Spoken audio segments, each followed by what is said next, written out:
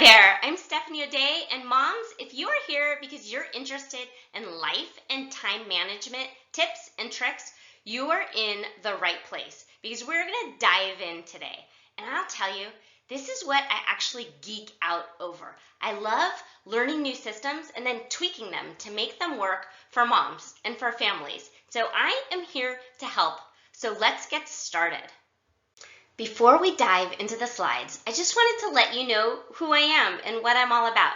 So I'm Stephanie O'Day, and I'm a New York Times bestselling author of slow cooker cookbooks, and I also have written a household planner for moms called Totally Together, Shortcuts to an Organized Life. If you want to hear more about those or learn more about my professional background, you may do so at stephanieoday.com. But that's not why I'm here today. Today I'm here mom to mom to just talk and to share what I believe happens to be the most important thing in this life and time management journey as a parent and when you're managing a busy family. So I have a high schooler, a middle schooler, and a kindergartner. I've been at this mom thing for quite a while, and one of the best parts of my day is now I get to counsel and mentor moms from all over the world. I've learned a lot, and I'm ready to share. So are you ready? Let's get going. So here I am as a brand new mom. I'm laughing at the graininess of this photo. This was pre-digital camera, people. But anyway, I remember just being blown away at how ill-prepared I was for motherhood. I remember kind of being alarmed that I wasn't quizzed by the nurses as how much I did or didn't know. All they really cared about was whether or not we had a car seat installed in the car. So even though I'm smiling here, I was actually kind of scared to death because this meant that I, and no one else really, but I was in charge. I was the mom. I thought going into it that I was prepared.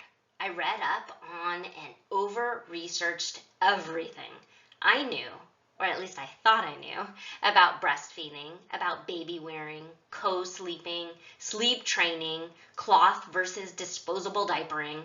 I read numerous debates on circumcision and discipline techniques for toddlers. But you know what?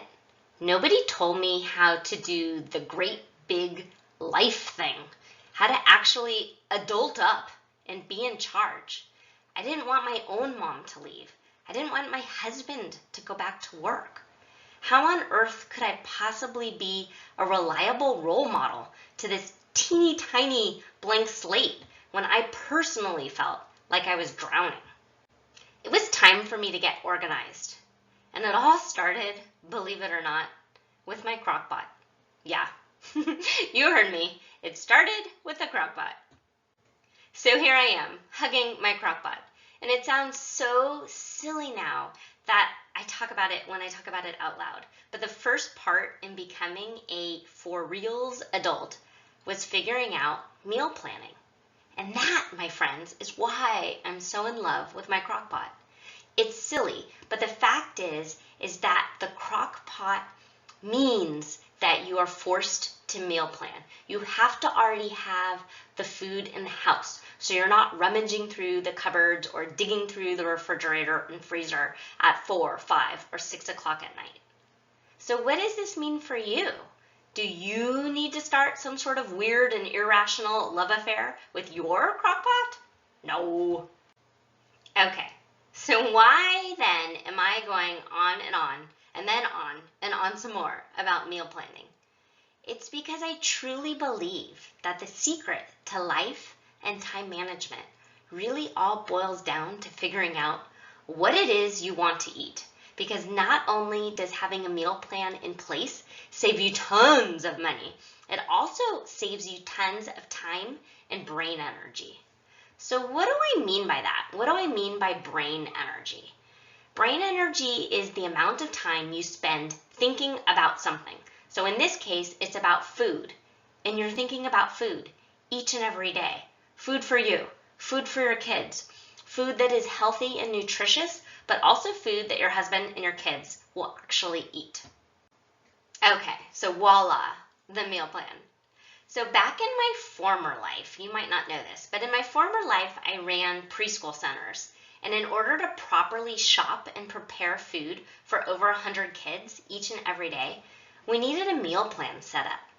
And where most meal plans fail is that the only thing that gets taken care of and written down is dinner, which is totally fine if you're shopping and preparing food only for yourself.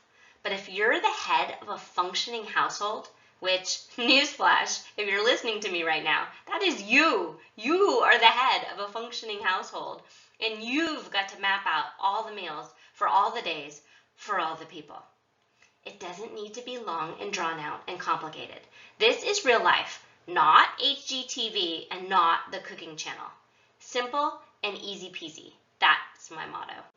Okay, so what are we going to do here? First off, get out a piece of paper. No, for reals, get out the paper. Did you do it? I don't know if you did it or not. But anyway, what I want you to do is write out 10 easy dinners. This doesn't need to be complicated.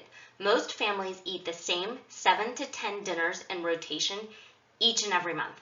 If 10 is too much for you to handle right now, that's fine. Pick out 5 meals, whatever. So for us, these are the 10 things my husband and my kids will eat no matter what each and every night.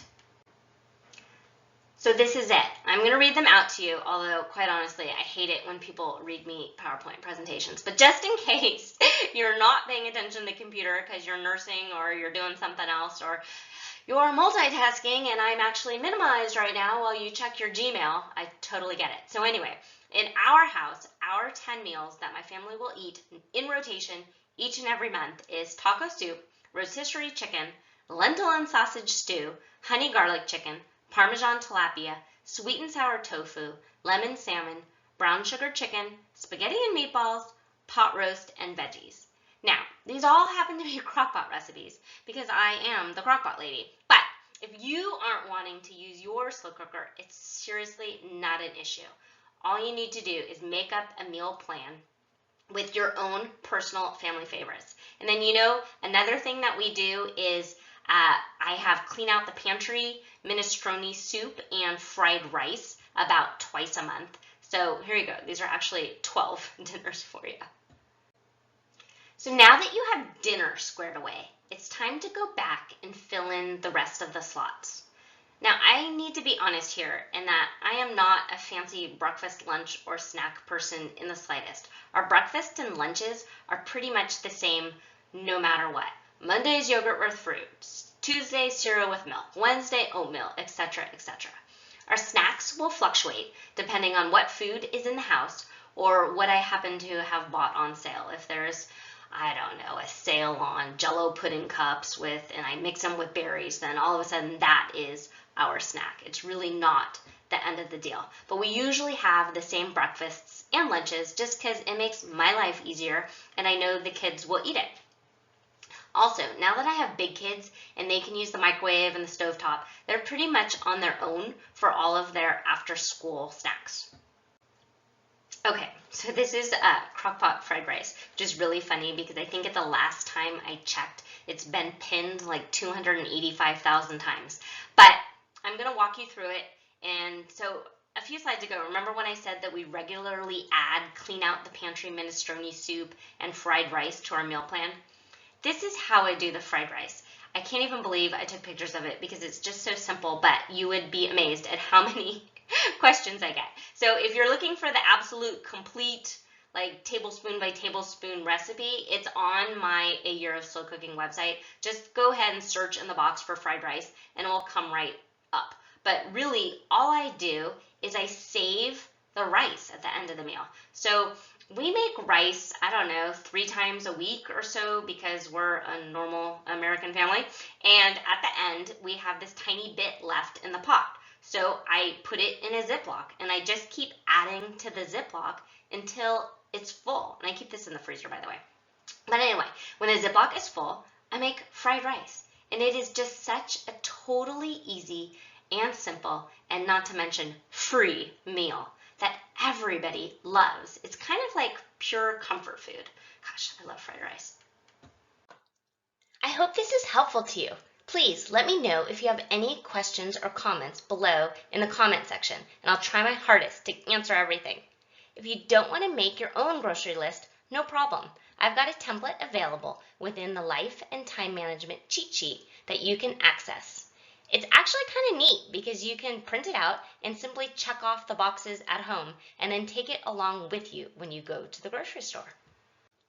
Alrighty, that is a wrap for today. Thank you so much for joining me. I sure hope this was helpful. If you have any questions, leave me a comment in the section below or shoot me an email. But in the meantime, if you'd like to know more about my other life and time management tips for busy families, you can download the free cheat sheet I've created.